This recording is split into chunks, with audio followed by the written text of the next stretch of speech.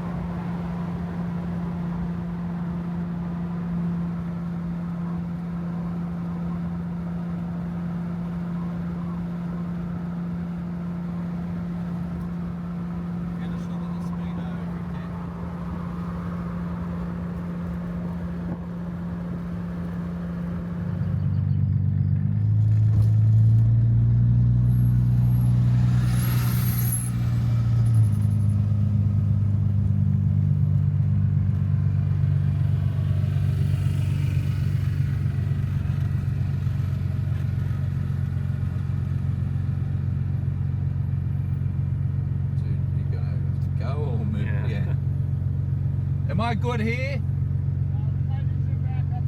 All right.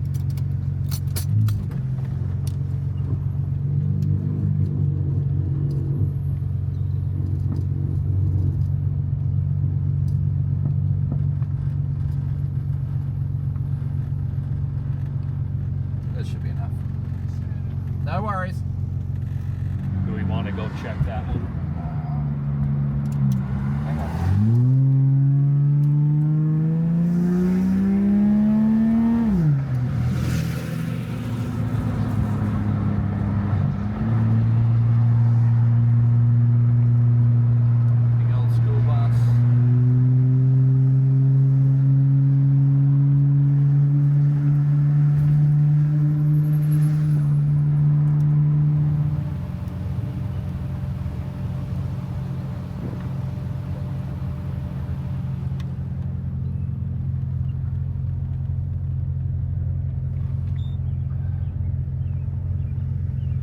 So we finally made it to a track.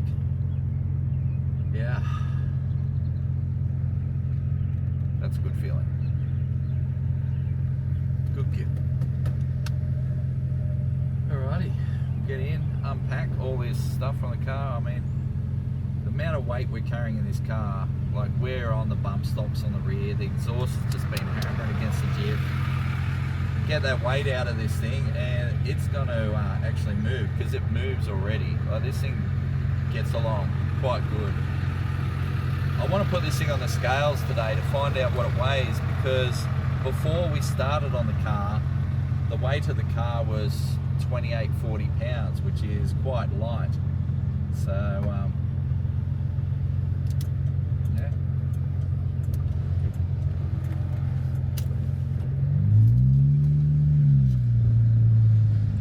Thank you. Yeah, it's quite light, so you know,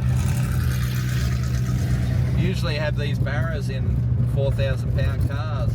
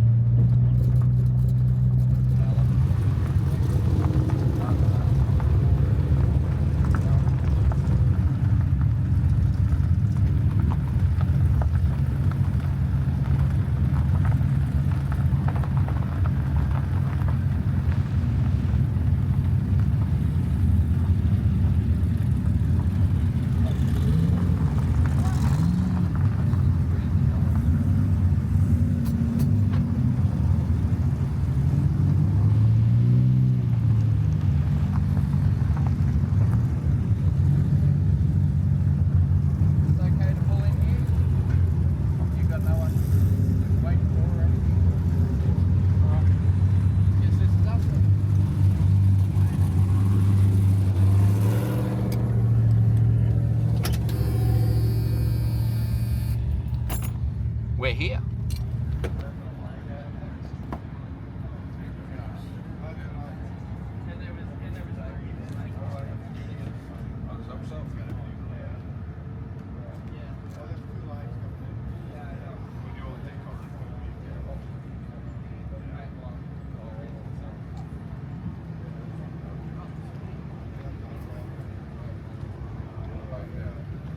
That feels good actually. It's tight, but it's not crunchy. You have, if you need fine adjustments, they do give you those Okay, too cool. to put under the pads or push around. Awesome. All right. What's that worth? I think they're, I'll have to check, I think it's like $250. I think. Ah, awesome. Beautiful. Helmet sorted. Now we get just go get tires. This is the first track we've made in 2 whole weeks. Oh, well, sorry, we were at Byron, but we missed the lanes by like 5 minutes, and then blew up the radiator on the way to Union Grove, and then got to Cordoba, and it was all right out. So yeah. He is leading that category with a 733 average over a guy who's got several cars. We have 3 equipment necessary from all vehicles. Then other than that, this is we can actually completely run. So, good scoping 68 model Chevrolet Chevelle sits in the #1 spot with an 8 horsepower. And back over here. Here we are with the world's most famous drag racing dog, Mika, at Alex Taylor Racing.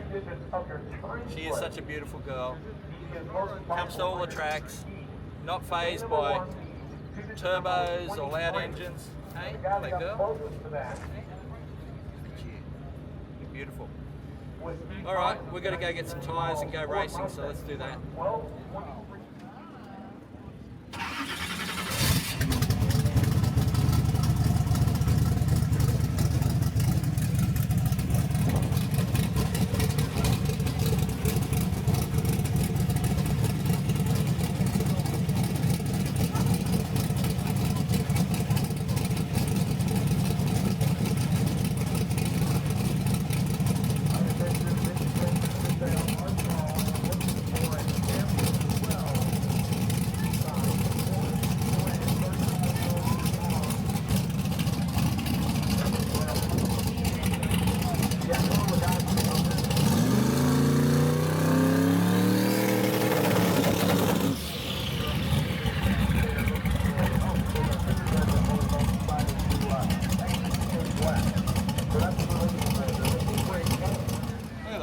Just for sick merch.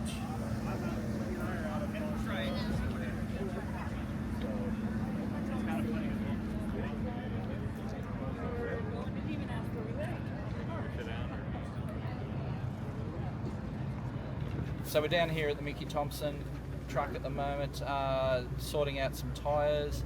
Now, they don't have any second-hand ones, unfortunately, so we're going to have to buy some new ones. We're probably going to go at 235. I mean, the car will handle, just 235 will be a good fit for the car. We could put a 255 under it, but 275 requires clearance, and we're not in the clearance mood at the moment, so let's go with a 235. Here on 6 over, they're getting crossed by Tom Lake, 65 Cornet, because 1085 and We only got 125. half the handle, that's all right. On the starting line, it goes 13, 17, and 129. Better than the mid, close to the lead, but that one was a little slow. About 15.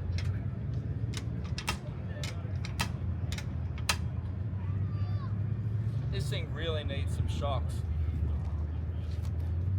I'm watching the One of our Shelby GT500s comes up the axle left-hand side bobble of the as it comes up, so right-hand the shocks are rooted. The mid-1040s to stay where he was. 1042 is a little quick. He's probably going to want to come back if he wants that. As you can see, Right now, they're a bit thin on tread in the middle.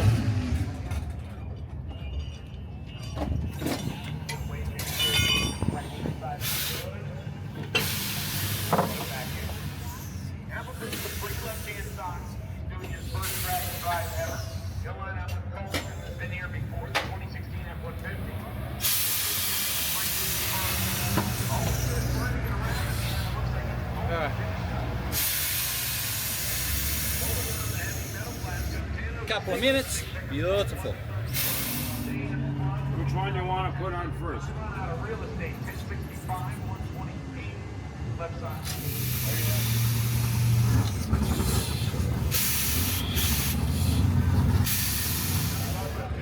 Well, good luck. I want you. Yeah, no worries. Thanks, man. Yep, I'm hoping she does well.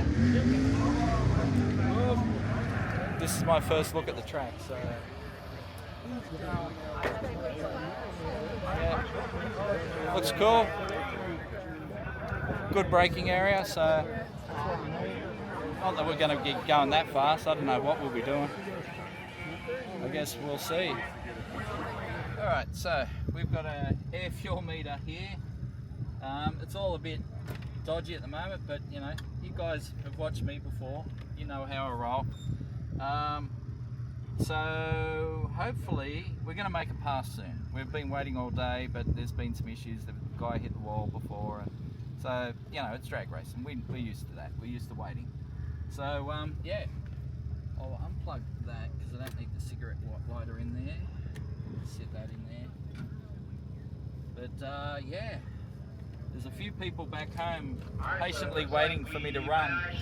So yeah, we'll get one, maybe two runs today. So we are finally in the staging lanes. It has been a bit of a mission this morning. So we got to the track, we've gone and bought a helmet, we've got ourselves some drag radials. So there's another close to $1,000. It seems to be like the $1,000 challenge. The challenge is to spend less than $1,000 a day, and I seem to be failing. But anyway, we'll see how we'll go with that. However, Fairmont is ready. We've got the air fuel gauge hooked up. We've tried our best to get the air temp, the engine temp sensor working by wrapping a copper wire hard around the threads and then wrapping it around a piece on the head, try and get some heat transfer to that sensor so we can get more accurate sort of air fuel scaling for the factory computer. So anyway, we'll see where the air fuel is during the run. I'm just going to stick it in D for drag, see what that does, and see what the air fuel is during the run. After that, I'll come back, and I think this is our first, so this is the D session. After that, we get an all-run session, so we can just run until they shut the staging lanes, basically. So let's get at least 2 runs today and see where we fall. I'm really keen to see what this thing mile an hour's at. Like ET-wise, I think an easy 13.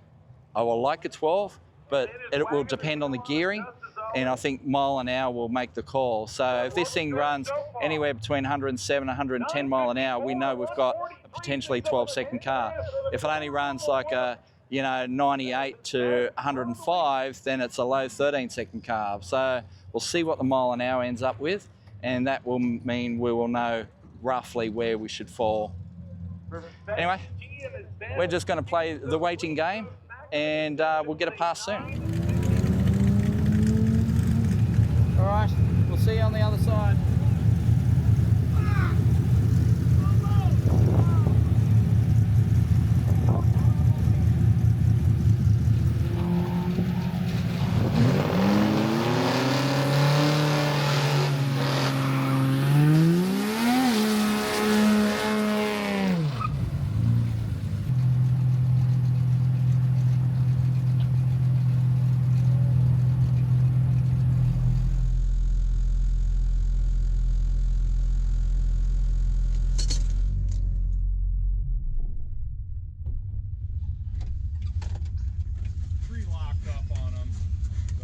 Second, we'll reboot and then we'll get you Okay. going. They're having an issue with the tree. Once they get that sorted, we'll get the run done.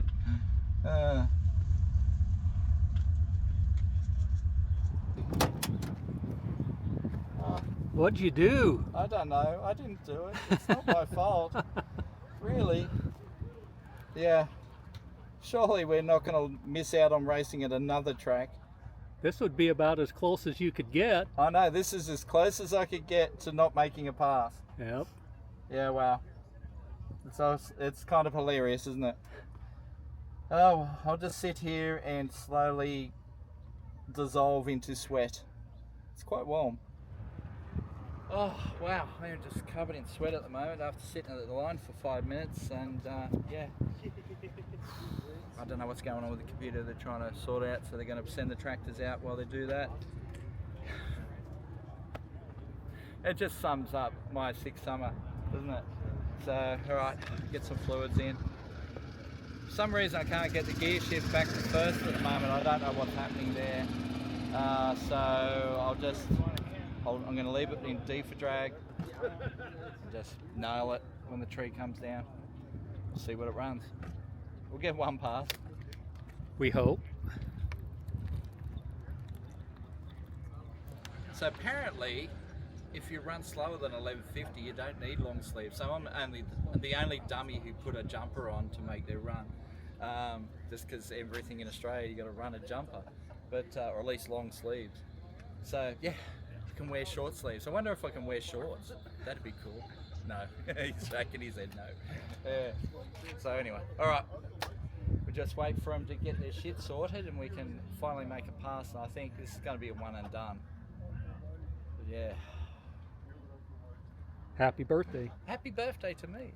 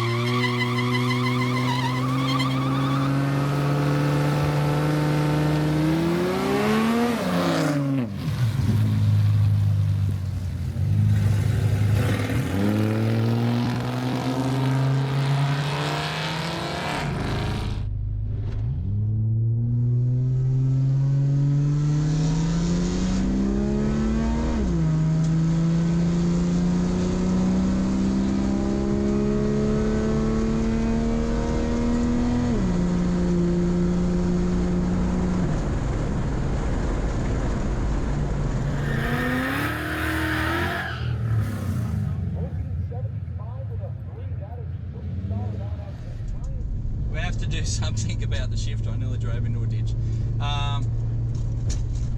because it's not revving out enough, and I have no idea what the RPM is. So yeah, we need it to rev out, and for some reason at the moment I can't get it into first gear. So I'm gonna have to work out what that's about. But yeah.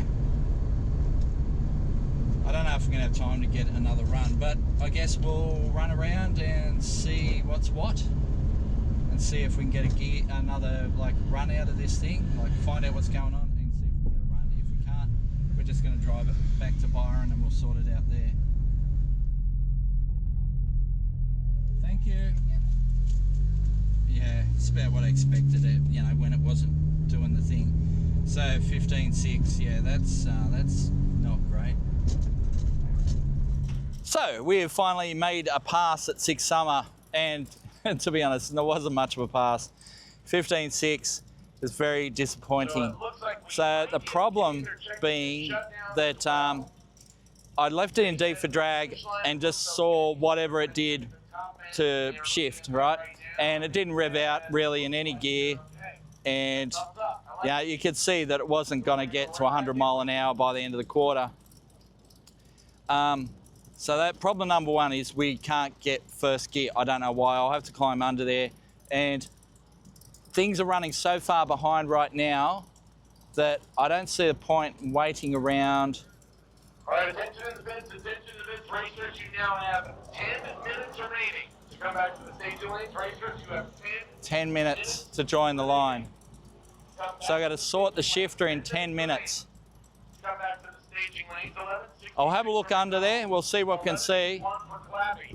If it's an easy fix, we'll go back the line and do another pass. But if it's not, then we'll hit the road and go back to Byron and sort it out there. But I need to go through the gears. I need it to rev it out. So I have no idea what the RPM will be, but we need to be able to rev it out.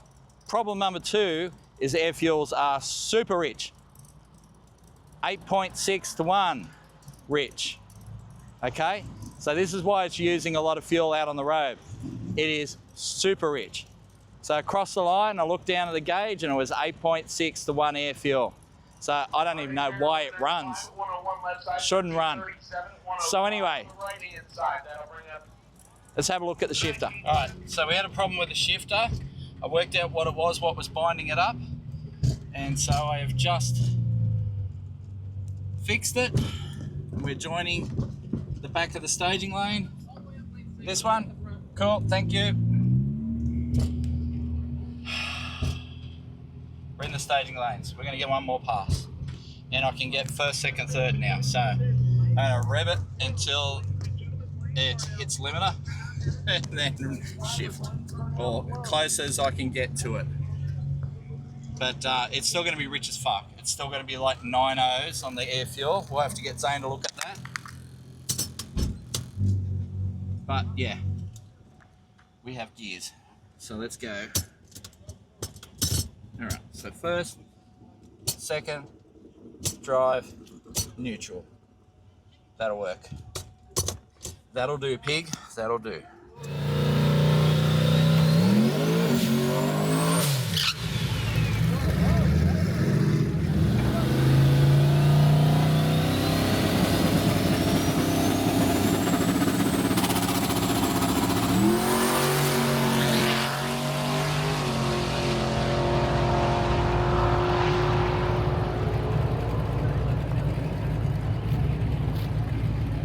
So I've worked out this ratchet shifter business, so we're going to give it a crack.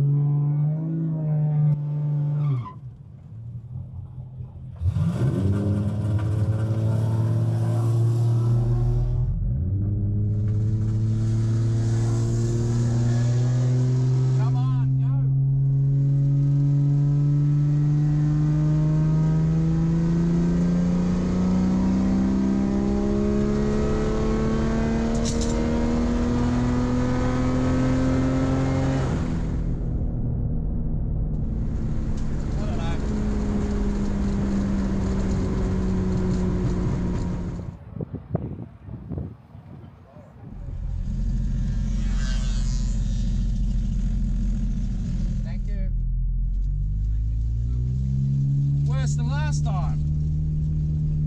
Jesus.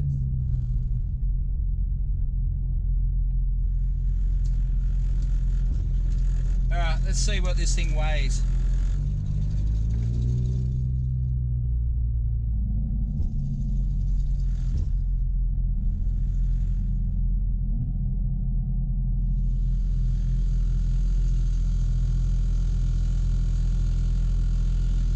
$31.10. Thank you.